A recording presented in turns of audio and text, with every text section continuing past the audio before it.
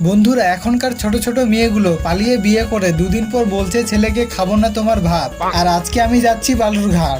তো বালুরঘাট যেতে হলে বুনিয়াদপুর গঙ্গারামপুর পার করে আমাদের যেতে হয় বালুরঘাট। প্রায় 1 ঘন্টার মধ্যে দৌলতপুর থেকে বালুরঘাটে চলে আসি। আর বালুরঘাটে আসলে মনটা একটু ভালো হয়ে যায়। দক্ষিণ দিনাজপুরে একটি বড় শহর বলে কথা। এত বড় শহর এখনো যদি আমাকে কোনো অচেনা গুলিতে ছেড়ে দেয় আমি হারিয়ে যাব মনে হয়। তো যাই হোক, আমি যাব মামা বাড়ি। তোমরা অনেকে জানো আমার মামা বাড়ি লস্করহাট মল্লিকপুরে। তো বড় বাস স্ট্যান্ডের পেছনে আমার ছোট মামা থাকে, সেখানেই আগে গিয়েছিলাম। তারপর থানা মোড় থেকে গাড়ি ধরলাম সোজা লস্করহাট। তারপর এক জায়গায় এসে ফেসে গেলাম।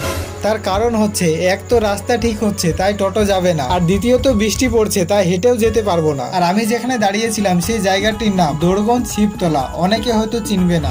কিছুক্ষণ পর বৃষ্টি থামলো তাই হেঁটে হেঁটে চললাম মামার বাড়ির দিকে। তারপর কাজ শেষ করে বাড়ি আসবো ভাবছিলাম, কিন্তু যা বৃষ্টি পড়া শুরু করলো বলার কথা না। তো যাই হোক, পরের দিন আবার বাড়ির দিকে চললাম। আর আবহাওয়ার কথা কি বলবো বন্ধুরা, তোমরাই দেখো কেমন লাগছে। এরকম আবহাওয়া আর গাড়ির ছাদে যাওয়ার মজাই আলাদা।